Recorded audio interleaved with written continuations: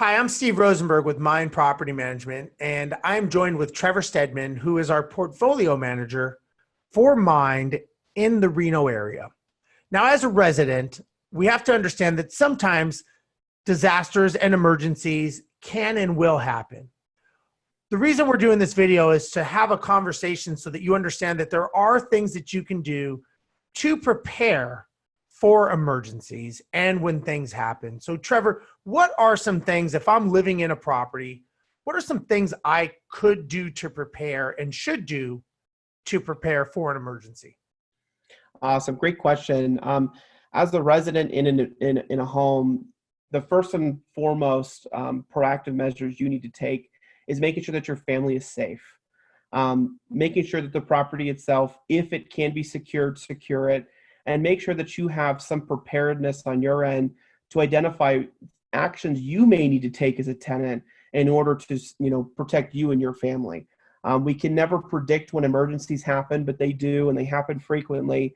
And it may not happen to you today, but that may be different, 2, 3, 4 months down the line. Identifying for yourself contact information for local and state authorities is extremely important. Making sure that you know what's going on at a city level, a state level, and a federal level so that you're informed. Things can change by hour depending on how the severity of the emergency is. And that's on a larger scale, but even on a smaller scale of things, where's the local fire department located? How quickly would it take for, those emergency services to get to your property or to your home? And what do you need to do to be ready and prepared for an emergency like that so that you can have the best outcome at the end of the day? Yeah, and I think something else that's something to think about is when you are in the middle of an emergency, you may not be able to remember your renter's insurance policy or your car insurance policy.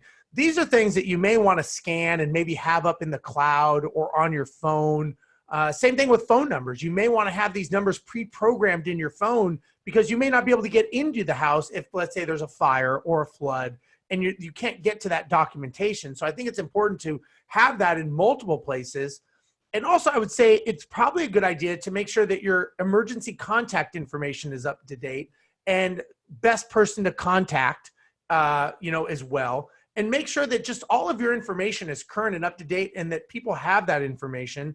And again, you want to make sure that you have access to all of your records. Maybe it's your bank account information, social security number, even little things like your cell phone account number, your PINs. These are all things that are vital nowadays that you really want to make sure you're thinking about so that if something happens and you can't get back into your property because of an emergency, you still have access to them. So these are the times that you want to prepare so that if an emergency does happen, you are ready to go. And also you may want to find out and make sure you know where shutoff valves are. If you want to know your water shutoff valve, maybe your gas line, maybe the electrical panel, maybe look at some things and make sure that you know where these things are so that in an emergency, especially fire extinguishers, flashlights, these are all things, again, we don't think about, but in the middle of an emergency, you'd pay anything to have one. And that's what's important is make sure that you pre-think these things. And no, sometimes it could even be if you live in a multi-family apartment building, where are the exits? What are the different exits to get out of the complex if there is a fire or something happens? And again, these are just some things that come to my mind. I don't know if you have any, Trevor, that you can think of. Yeah, you've identified a lot of them. And really, you just need to be prepared because when you're in the moment and it's happening and you need to make quick decisions, not knowing certain pieces of information can cost you your or someone else's life. And that's the unfortunate, stark reality of the situation. The more time you think about it now, the less time you'll have to think about it then.